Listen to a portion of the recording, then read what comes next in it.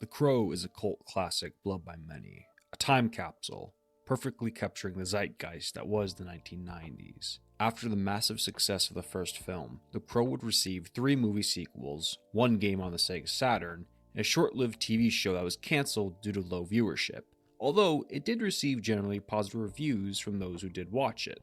Unfortunately, the same cannot be said for the movie sequels. Each film saw a different character that would become the Crow. None of them were received particularly very well. The last film, Wicked Prayer, currently holds an impressive 0% on Rotten Tomatoes. Now, to be fair, Rotten Tomatoes isn't always the most reliable source when it comes to a movie's quality, but trust me when I say, Wicked Prayer certainly wasn't getting any praise from anyone else. As a franchise, The Crow has definitely seen more lows than it has highs. But the first film being such a masterpiece, the failures of all the sequels had no impact on its legacy. But one thing did become clear. If we were ever going to get anything new out of this franchise, it was likely going to be a remake of the Brandon Lee film. And that's what filmmakers have been trying to do for over 15 years now. The Crow has had a quite long and tumultuous journey when it comes to getting a remake. Over a dozen different actors and directors have, at one point in time, had their names attached to this remake. This apparently cursed project always had trouble getting off the ground. Before any real progress could get made, the movie was either rewritten, delayed, or just cancelled outright. And this is the way it was for years. It seemed that this project was never going to leave developmental hell. That was until a few years ago, when it was reported that English filmmaker Rupert Sanders would direct the Crow remake, with Bill Skarsgard set to play Eric Draven. This was exciting news for Crow fans, but we didn't want to get our hopes up again only for the project to crash and burn like all the others. A lot of people were afraid this movie was never going to see the light of day. That was until news came out the project had actually passed the pre-production stage, and we were starting to get semi-regular filming updates. So it was official. The Crow was getting a remake. The question on everyone's mind now was, how is this remake going to live up to the original, and what was Bill going to look like as Eric Draven? Well, we got an answer to the latter when the first images of the new Eric Draven dropped online. And, well, it is not what a lot of people were expecting. This design was immediately panned on social media. A lot of people compared the new Eric to that of Jared Leto's Joker from the 2016 Suicide Squad movie, which wasn't exactly a good sign considering that Jared Leto's Joker is possibly the most hated iteration of that character. I try not to make any judgments on a movie until I've seen at least a few trailers first, but I will be honest and say that I was definitely disappointed.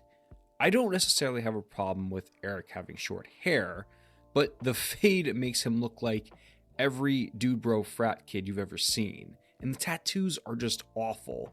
In universe, does it make sense that a mentally ill drug addict would get a tattoo like this?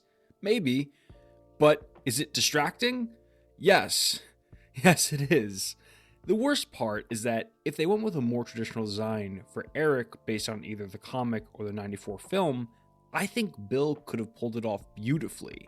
Casting someone to play Eric is not that easy. In the comics, he's skinny, lean, yet muscular. He's freakishly tall and brutish, and somehow effeminate at the same time. Even Brandon Lee, who was pretty lean to begin with, had to lose 20 pounds for the role. None of the other actors who were supposed to play Eric really had that body type. The only one who came close was Mark Dacascos from Stairway to Heaven, although his version of Eric was a little bit bulkier than Brandon's was. Bill has that lean, tall, and muscular look that comic Eric has. If you put them side by side, you can see it. Unfortunately, that's not what we got. I was really hoping that this new remake was going to be more faithful to the comics. Some of the early rumors even hinted at this. After I saw this, however, it was clear that wasn't what they were doing after all. I always wanted a remake of The Crow to be more faithful to the source material. The only reason the 94 film wasn't more comic accurate was because of Brandon's death. So I was hoping a new film was going to do what the original was never able to. Maybe my expectations were just too high. Even if we all knew that this new Crow film wasn't going to be comic accurate after all, I still would have expected something that, well, it wasn't this. Naturally, people were curious why Sanders went with such a drastic new look for Eric. Well, the same day these images dropped online, Vanity Fair released an interview they did with Rupert Sanders, where he gives more insight into Eric's new look. I think the beauty of Bill is that he has a disturbing beauty, and as he transforms through his loss, he becomes this thing that even he can't control. It's that famous line, "Whoever fights monsters must be careful that they don't become one." That look was me in the 90s when we were squat raving in London, mixed with some modern influences, like Post Malone and Lil Peep. I hope people who are 19 today look at him and go, "This guy is us." This statement only helped further fuel the fire that was the growing disdain for this new design and overall direction this film was going in. So the remake was not off to a hot start. But there were still a lot of us that were waiting for a trailer before making any real judgments. This trailer wouldn't come out for another week. In the meantime, some story details were leaked online around the same time the first image came out. 1. He looks sorta like Jared Leto's Joker. 2. Him and Shelley are junkies who met in a drug rehab center, and once they are killed, Shelley is sent to hell for that, which sparks the reason Eric comes back to save her soul. 3. The main villain is connected to Shelley's past apparently. 4. The main villain, named Rogue, has supernatural abilities where he trades innocent souls for a longer lifespan. 5. Eric's healing is much slower and feels way more pain. 6. Doesn't fully transform into the Crow we all know and love until the final act. This is not Eric Draven. This is not Eric's story. Maybe this is supposed to be a different person as the Crow, right? Well, no, because Sanders has stated that this is Eric Draven. So what is this? It's not the Crow, it's not Eric's story. And to be honest, even if Bill wasn't playing Eric Draven here, I'm still not sure I would care for this script. It sounds more like a Ghost Rider comic than it does a Crow remake. It just feels so generic. Eric has to save Shelley's soul from hell? There was no saving Shelley in the comic or movie. That's what made it tragic. That's what made it a revenge story. And who the hell is Rogue? Where's Tintin? Where's Funboy? Eric's fighting other supernatural beings now? This doesn't feel like The Crow.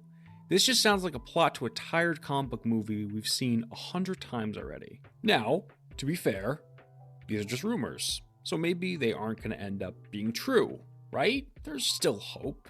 Maybe the Jared Leto thing was just a weird coincidence. There's still hope, right? No. When the first trailer came out, it confirmed every single thing from the leaks were true. The trailer, by the way, got just as much hate as the teaser images did. As I sit here at my desk writing the script right now, the trailer has around 79,000 likes and 121,000 dislikes on YouTube. 53,000 of those dislikes came within the first 24 hours, and the comments underneath this trailer are overwhelmingly negative. So now we know that all of these leaks are true. This isn't a remake, or really even a reboot. It's a completely different story. One I don't find all that interesting. And this clearly isn't Eric Draven. So the question I immediately had was, why even call him Eric in the first place? Well, the answer to that is pretty clear. Let's take a look back at the sequels. As I said earlier, each movie saw a different character who would become the Crow. There are a lot of reasons why these movies failed, but I believe one of the biggest reasons for these failures is because none of them were Eric. Whenever there's a character that's been betrayed by multiple different people, there's usually one name that ends up becoming synonymous with that character. Multiple people have been the Flash, but Barry Allen's a name most people think of when they hear the Flash. There's been a bunch of different Ghost Riders, but Johnny Blaze is by far the most well-known man to be the Rider. Likewise, a ton of people have been the Crow, but Eric is by far the most famous. Moviegoers just didn't care about Ash Croven or Alex Corvus as much as they do Eric Draven. This happened in the comics as well. Although a lot of the Crow sequel comics were much better than the movie sequels were, characters like Salvador, Ira Shaw, or Michael Corby never quite reached the same level of recognition Eric got. So just having the name Eric Draven attached to the project is going to get more people interested in it. This is where my biggest problem with the remake, reboot, whatever you want to call it, comes in. You can't use Eric and put him in any story you want, because Eric's story is James O'Barr's story. It was his gut-wrenching journey through his pain and guilt after the death of his fiancée, Beverly. Brandon Lee's depiction of Eric Draven was an extension of that, and then Brandon's death cemented Eric as a tragic character. He doesn't work if you take him out of that environment. Sanders would have been better off just making this a different character. It's been over 19 years since we've had a new Crow movie. Plus, Bill Skarsgard is a pretty big name right now. I'm sure, even if he wasn't playing Eric, plenty of people would have been willing to give this movie a chance. I know I just said I don't care for the plot either way, but I'm not everyone. By saying this is the new Eric, while having nothing to do with the comic or 94 film, is why so many people are taking issue with this new reboot. Now, I've been reading a ton of articles with director Rupert Sanders, and I have to say, a lot of his comments about this movie both confuse and frustrate me. Let's go back to the Vanity Fair article. Sanders said he wants 19-year-olds of today to be able to look at Eric and see themselves in him. He wants the film to capture the zeitgeist of today, like the Brandon Lee movie did in '94. I don't believe you can intentionally make a film that captures the time. I think that happens on its own. This also requires context. The first film came out at a time when rebellion and counterculture was first coming up. A month before the release of The Crow, Nirvana lead vocalist Kurt Cobain took his own life. Grunge was already on the rise, but Cobain's death further propelled young people's interest into grunge. MTV was also becoming insanely popular, with shows like Beavis and Butthead popularizing gross-out humor. Artists like Tupac Shakur and Biggie Smalls brought the new generation of hip-hop and rap onto the scene, after groups like Run DMC and Public Enemy first popularized the genre in the mid to late 80s. Hell, you even had performers like Gigi Allen who would literally shit on stage. The point is, the first Crow movie came out in a very specific time. It's also important to remember that all this is happening after the 1980s, a decade that was always pushing towards political correctness and censorship. Kids born in the 80s latched onto the counterculture of the 90s because it was freeing for them. The Crow was like lightning in a bottle. It captured that feeling of rebellion and freedom. 30 years later, people who grew up in that period can watch The Crow and remember that feeling. What culture is the 2024 Crow trying to capture exactly? If anything, I would say we're back in that period of political correctness and censorship. Maybe in a few years we'll see some pushback to that, like we saw in the 60s and 70s with the hippie movement, and the 90s like we just talked about. But as of right now, it's just not happening. The soundtrack also had a lot to do with the success of the original Crow film, featuring tracks from such groups like The Cure, Stone Temple Pilots, Nine Inch Nails, Pantera, and the Rollins Band, just to name a few. The Crow soundtrack is undoubtedly one of the greatest movie soundtracks of all time. 30 years later, and people still praise this soundtrack. I think it's clear what the 2024 movie soundtrack is going to look like. Sanders himself has stated that Lil Peep and Post Malone were two of his inspirations when designing the new Eric. The trailer even featured a Post Malone song in the background. Now, don't get me wrong, if you like this kind of music, that's perfectly fine. I like a few Post Malone songs myself. I can't speak for Lil Peep because I don't think I've heard any of his work. But let's be honest here. Do we really think people are going to be listening to this soundtrack 30 years in the future? I highly doubt it. Some of Rupert Sanders' comments about the new Crow film have been very conflicting. For example, Sanders said it was important for him to take inspiration from the graphic novel, but then the final product looks nothing like the comics at all. Where exactly is the comic influences in anything we've seen yet? Sanders has also brought up Brandon Lee a lot during the interviews, and honestly, a lot of his comments just don't sit right with me. In an interview with Vanity Fair, the same interview from earlier, Sanders says that he considers his version of The Crow to be a tribute to Lee. Obviously, it was a terrible tragedy, And it's definitely something that we've always had in mind through the making of the film. Brandon was the original voice, and I think he'll always be synonymous with the Crow. And I hope he's proud of what we've done, and how we've brought the story back again. His soul is very much alive in this film. There's a real fragility and beauty to his version of the Crow, and I think Bill feels he's a spiritual successor to that. I know Sanders is speaking on Bill Skarsgard's behalf in this interview, but calling Bill a spiritual successor, knowing that Brandon ended up paying the biggest sacrifice anyone can when he played Eric, doesn't sit well with me. Especially when you made no effort to make your film look anything like Brandon's. You completely disregarded it. And implying that Brandon's soul is very much alive in your film, basically saying that Brandon would have loved this movie and would have been totally supportive of it, is very bold. He maybe would have been supportive of it. In fact, he probably would have, because that's the kind of guy Brandon was. But Brandon's not here to say that, so you shouldn't say it on his behalf. While Brandon might not be here to give his opinion on the new movie, Alex Proyas is. For anyone who doesn't know, Alex Proyas was the director of the '94 Crow movie. He has been very outspoken that he does not want a remake of his film to ever be made. In fact, for years now, Proyas has been actively trying to stop a remake from ever getting made. He's been very honest about that. On his Facebook page, Proyas wrote, "I really don't get any joy from seeing negativity about any filmmaker's work, and I'm certain the cast and crew really had good intentions, as we all do on any film, so it pains me to say any more on this topic, but I think the fans' response speaks volumes. The Crow is not just a movie. Brandon Lee died making it, and it was finished as a testament to his lost brilliance and tragic loss. It is his legacy. That's how it should remain." Proyas isn't being selfish here. He's not saying that his film was a holy grail that no one dared touch.